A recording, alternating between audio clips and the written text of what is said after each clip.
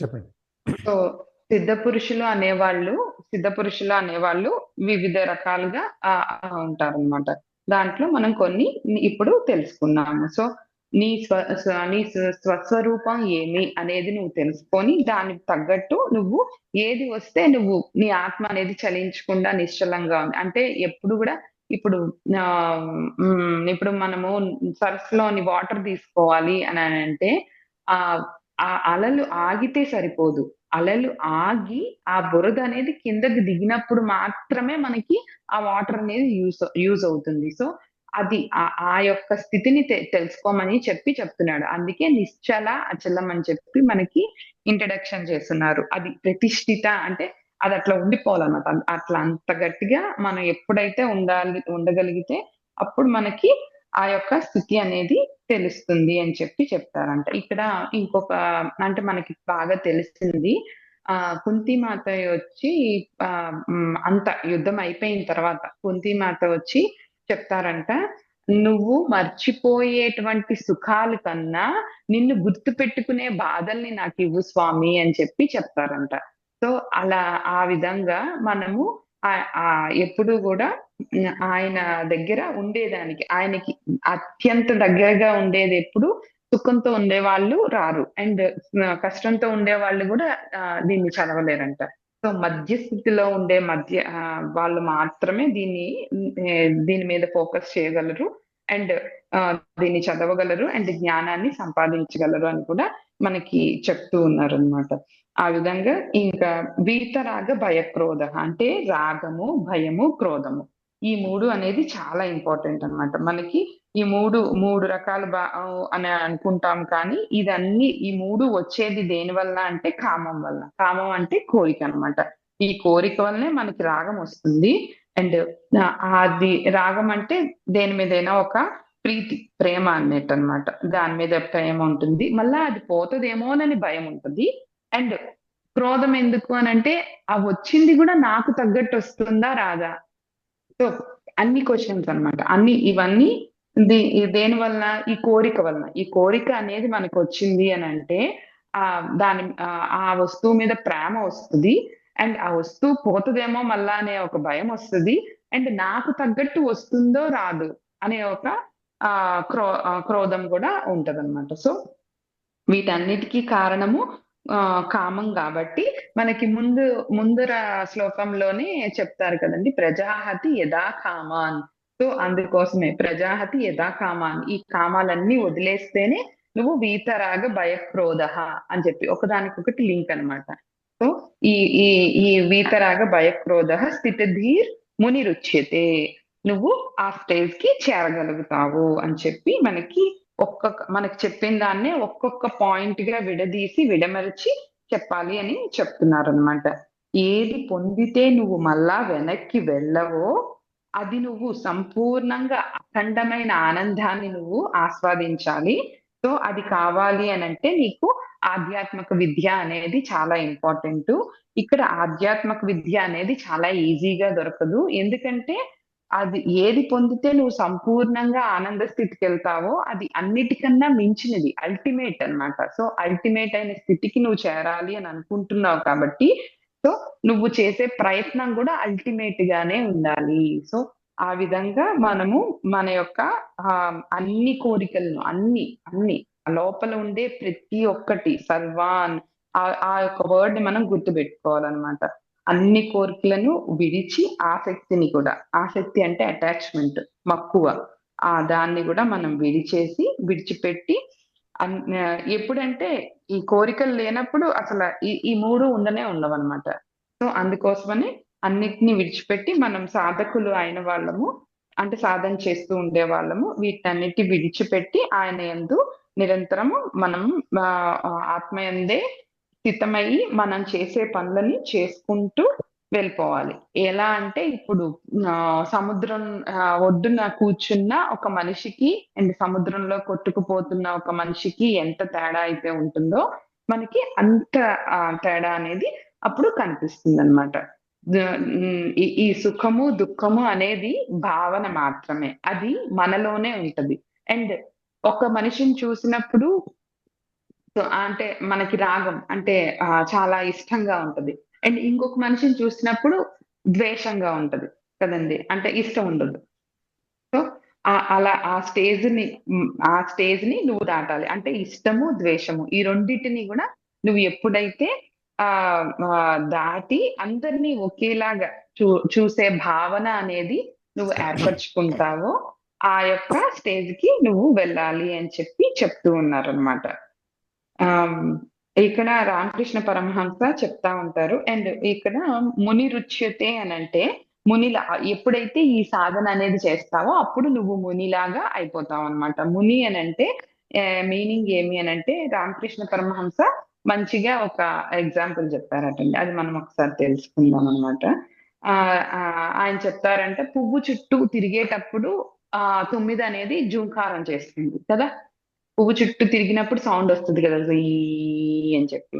So, కానీ అది పువ్వు లోపలికెళ్ళి ఆ తేనెని ఆస్వాదించినప్పుడు మాత్రం సౌండ్ లేకుండా ఆస్వాదిస్తుంది కదా! అప్పుడు సౌండ్ ఏమీ ఉండదు. అలా ఆ విధంగా నువ్వు పువ్వు చుట్టూ తిరిగే దశ సాధన దశ. అంటే వినడము, చదవడము అవి. అండ్ నువ్వు నెక్స్ట్ స్టేజ్ ఆస్వాదించే దశని మనము సిద్ధ దశ అని చెప్పి అంటామనమాట. అది ముని దశ. అంటే మననం. మనం ఏమేం తెలుసుకున్నామో అన్నీ మననం చేయడం అన్నమాట. సో, నువ్వు ఆ స్టేజ్‌కి వెళ్ళాలి అని చెప్పి చెప్తున్నారనమాట. నువ్వు ఎప్పుడు సాధన దశ నుంచి సిద్ధ దశకి చేరాలి. అలా సిద్ధ దశ చేరిన వాడినే ముని అని అంటారనమాట. ఇక్కడ ముని అనంటే సిద్ధ దశకు చేరుకోవడం అన్నమాట. మునిరుచ్యతే. ఆ సిద్ధ దశకి నువ్వు చేరుకోవాలి అని చెప్పి చెప్తున్నారనమాట. రాగము, భయము, క్రోధం అనేవి నీ భావనలను మాత్రమే నువ్వు ఏర్పాటు చేసుకున్నది మాత్రమే. సో, దాని నుంచి నువ్వు బయటకొచ్చి ఈ విషయ రాగాలు అన్నీ వదిలేసి నువ్వు మనన దశకి చేరుకుంటే అప్పుడు ఈ విషయ రాగాలు ఉన్నంత వరకు నువ్వు విష్ణువుకి దూరమవుతావు. ఈ విషయ రాగాలనన్నీ నువ్వు వదిలేస్తే మాత్రమే నువ్వు వైరాగ్యం వస్తే మాత్రమే నువ్వు ఆ యొక్క విష్ణువుకి నువ్వు దగ్గరవుతావు. ఎప్పుడైతే ఈ ఈ వైరాగ్యము మీద ప్రీతి ఎక్కువ కలుగుతుందో అప్పుడు విష్ణువు దొరుకుతాడు నీకు. అంతవరకు నీకు విష్ణువు దొరకడు. అని చెప్పి చెప్తున్నారనమాట. విషయాలందు వైరాగ్యము అండ్ విష్ణువు యందు ప్రీతి. ఈ 2 మనము తరింపచేస్తాయి. సో, దీన్ని మనము ఎక్కువ చేసుకుంటూ పోవాలనమాట. మనలాగే స్థితప్రజ్ఞుడికి గూడా వేరే ప్రపంచం అనేది ఉండదు. మన ప్రపంచమే ఉంటది. మన ప్రపంచంలోనే మనలాగే సుఖదుఖాలు వస్తూ ఉంటాయి, వెళ్తూ ఉంటాయి. కానీ ఆయన రియాక్ట్ కాడు. రెస్పాన్స్ అవుతాడు. సో, ఆ రెస్పాన్స్ ఇవ్వడం అనేది మనము తెలుసుకోవాలి. సో, ఆ ప్రవాహంలో కొట్టుకుపోకుండా ఒడ్డు నుండి మనం అన్నీ చూస్తూ వెళ్ళాలి అని చెప్పి చెప్తారనమాట. అండ్ ఇక్కడ భయం గురించి మాట్లాడితే భయం అనేది చాలా ప్రమాదమైనదనమాట. ఆహ్, ఎగ్జాంపుల్ చెప్పాలి అనంటే ఒక ఒక ఆయన చాలా సిద్ధులు అంటే చాలా ఇలా ప్రాక్టీసెస్ అన్నీ చేస్తే ఆయనకి సడెన్‌గా ఒక రోగ దేవత కనపడతదంటండి. రోగాలకి కూడా దేవతలుంటాయి. సో, అట్లా రోగదేవత అనేది కనపడతదంట. సో, ఆ రోగదేవత ఊర్లోకొచ్చి అందరిని తినేస్తా ఉంటదనమాట. కలరా అనుకోండి. అప్పుడు పాత రోజుల్లో అయితే కలరా. అదే మనకిప్పుడంటే కరోనా అనుకోండి. సో, ఆ విధంగా ఆ రోగదేవత వచ్చి అందరిని మహమ్మారి. తినేస్తా ఉంటది. ఆ! కరోనా అనుకుంటే ఆవిడొచ్చి మహమ్మారులే తినేస్తా ఉంటే అనాలి. హ్మ్. అప్పుడు అడుగుతారనమాట. ఆయన అడుగుతారు. "నువ్వు ఇలా కనపడకుండా పోవడం కూడా మనకైతే మంచిదే. ఇలాంటివి." కానీ ఆయనకి కనపడుతున్నారు. సో, కనపడుతున్నారు కాబట్టి ఆయన చాలా ఇదిగా అడుగుతూ ఉన్నారనమాట. "ఎందుకు నువ్వొచ్చావు? ఏం చేస్తావు?" అని జెప్పి.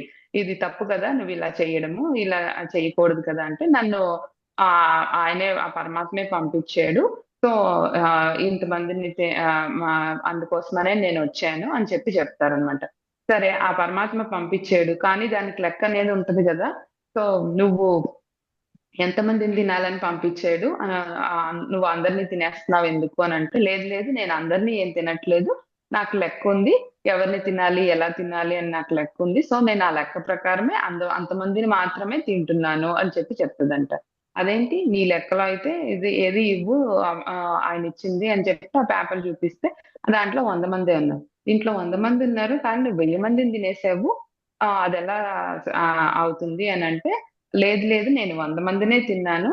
నేను వస్తానేమోనని భయానికి ఇంకొక 900 మంది చనిపోయారు. అది నా లెక్కలోకి రాదు అని చెప్పి చెప్తదంట. సో, భయం అనేది అంత ఇదిగా ఉంటుంది అని చెప్పి ఇక్కడ చెప్పడం కోసం నేను ప్రయత్నించాననమాట. సో, ఆ విధంగా నువ్వు రాగాన్ని, క్రోధాన్ని, భయాన్ని ఈ మూడిటిని విడిచిపెట్టాలి. ఎందుకంటే దాన్ని ఎక్స్‌ట్రీమ్ పాయింట్స్ మనం చెప్పగలిగితే సో, ఇంత ఇదిగా ఉంటదా అని చెప్పి మనం విడిచిపెట్టేదానికి ఛాన్సెస్ ఎక్కువుంటదనమాట. సో, ఆ విధంగా ఆయన మనకి చెప్పే ట్రై చేస్తూ ఉన్నారనమాట. సార్ ఏమైనా యాడ్ చేస్తే యాడ్ చేయరా సార్? ఏం అక్కర్లేదు కానీ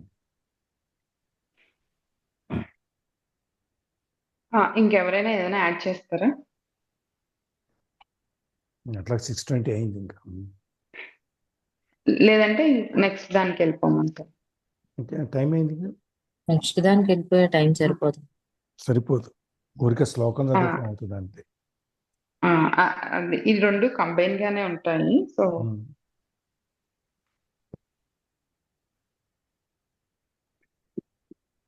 అదే సార్. ఎవరైనా షేరింగ్స్ ఉన్నాయా అండి? డౌట్స్ కానీ? చాలా బాగా చెప్పారండి, ఎగ్జామ్స్ తో చెప్పారు కదా, బాగా నేను మోస్ట్లీ ఎగ్జాంపుల్స్ మీదే కాన్సన్ట్రేట్ చేస్తున్నాను అనమాట.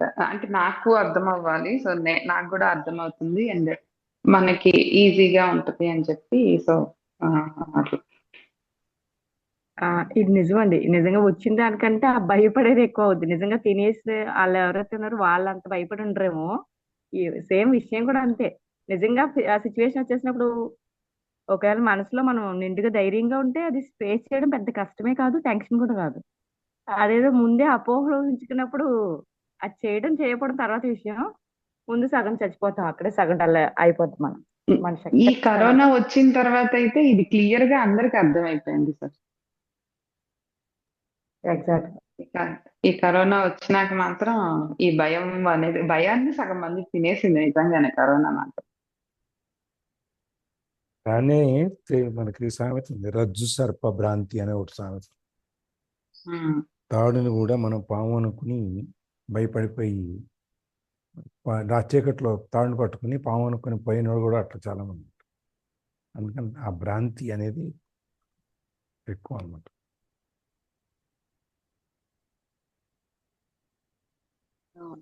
అదే ఇది వరకు మహమ్మారి వచ్చి అన్ని అదే క్యూ చేయాల్సిన సిచ్యువేషన్ ఏదైనా వస్తే ఎక్కువ ఏమంటారు అధర్మం పరిపాలించినప్పుడు అది కూడా మహమ్మారి రూపంలో వచ్చి చేసేవారంట ఇది వరకు. అదే ఇది బహుశా యుగాల క్రితం అయ్యి ఉంటది. అలా ఇప్పుడు కూడా మహమ్మారి రూపంలో వచ్చి క్లియర్ చేస్తుంది అన్నట్టు. కాకపోతే జ్యోతి గారు చెప్పినట్టు అదే అఫ్కోర్స్ శ్రీకృష్ణ పరమాత్మ చెప్పినట్లు స్థిత ప్రజ్ఞత వచ్చినప్పుడు మాత్రమే అన్నింటినీ అధిగమించగలం. అంటే ఏం కాదు, నెక్స్ట్ స్టెప్ వెళ్ళడం అనమాట. అంటే కింద స్టెప్ మీద ఫస్ట్ స్టెప్ మీద మనం నుంచినప్పుడు జస్ట్ మన చుట్టూ పరిసరాలు మాత్రమే కనబడతాయి. నెక్స్ట్ స్టెప్స్ రీచ్ అవ్వడానికి కొంచెం ప్రాసెస్ ఉంటది, కానీ ఆ రీచ్ అయినప్పుడు మన లెవెల్ కనబడుతుంది, కింద లెవెల్స్ కూడా మనం అబ్జర్వ్ చేసి అది అవగాహనతో చూడగలుగుతాం అనమాట. అందుకని ఒక స్థిమిత స్థితిలో ఓకే మనం సేఫ్ జోన్ లోనే ఓకే వాళ్ళు రకరకాలుగా ఉన్నారంటే ఫస్ట్ ఎగ్జాంపుల్ కూడా చెప్పారు కదా, అంటే వేరే వాళ్ళు ఒక ఇన్విటేషన్ మనకి ఇవ్వలేదు అని అంటే కనుక అక్కడ కూడా అంతే ఓకే ఏముందో అక్కడ అనేది అన్నింటినీ కూడా ఒక స్థిమితంగా ఆలోచించి లైట్ తీసుకోగలడానికి మాత్రం మనకి సాధన మాత్రమే ఉపయోగపడుతుంది. బాగుంది జ్యోతి, చాలా ఎగ్జాంపుల్స్ గ్యాదర్ చేయడం గ్రేట్. మీరు కరెక్ట్ గా దేనికి సూట్ అయ్యేలాగా కూడా గ్యాదర్ చేసి డైజెస్ట్, అది ఏంటంటే అలా విన్నప్పుడు మాకు డైజెస్ట్ అవుతాయి అన్నట్టు. బాగుంది, థ్యాంక్ యూ. సరే, ఎండింగ్ ప్రేయర్ చెప్పు. योगेशं सच्चिदानन्दं वासुदेवं व्रजप्रियं धर्मसंस्थापकं वीरं कृष्णं वन्दे जगद्गुरुं. श्रीकृष्णं वन्दे जगद्गुरुं. सर्वं श्रीकृष्णार्पणमस्तु.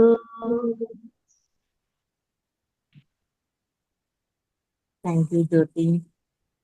Thank you Thank you, thank you madam. Thank you.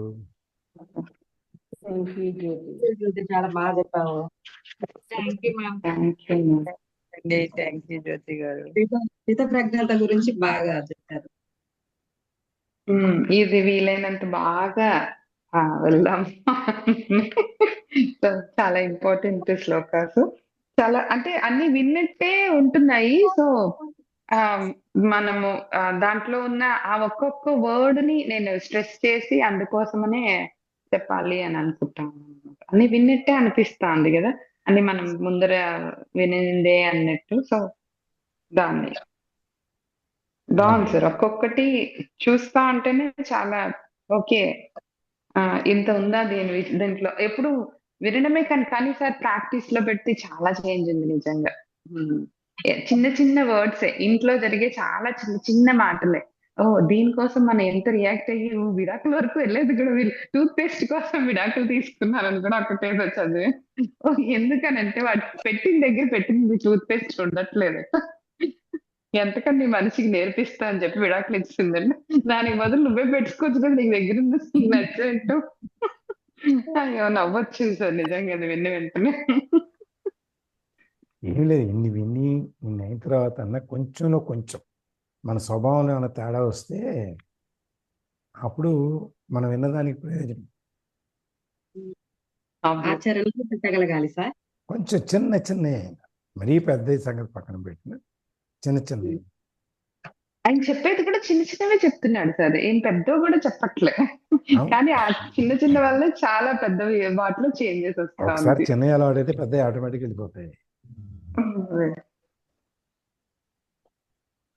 ఇక్కడ ఇవాళ ఒక పాయింట్ ఏమనిపించిందంటే, జ్యోతి అది అదర్వేర్ ఎవరైతే అంటే జస్ట్ మన చుట్టూ ఉండే పరిస్థితులు కానీ మనుషులు, మొన్న ఆల్రెడీ మనం చెప్పుకున్నాం కదా, మనం మన యొక్క హ్యాపీనెస్ కానీ మన ఫీల్స్ ని ఎవరితో షేర్ చేసుకుంటే దాన్ని బట్టి మనకి అది బరువు పరుగుతుందా తేలిక అవుతుందా అన్నట్టు.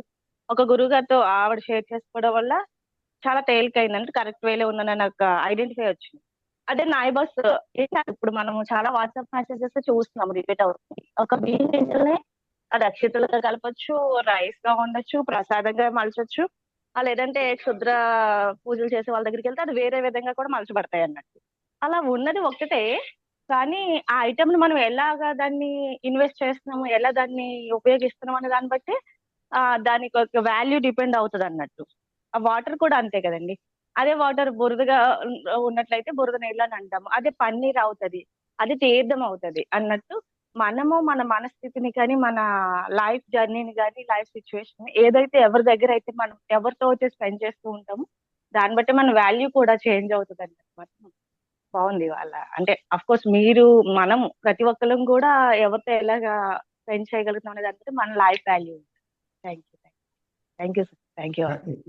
ఇది వింటూ మనం గోపాల సినిమా చూస్తే ఇంకా బాగుంటుంది, బాగా అర్థమవుతుంది. హైలా శ్రీలత గారు మ్యారేజ్ చేయండి. Good morning sir. జై పాపం. శ్రీరామ్. జై శ్రీరామ్.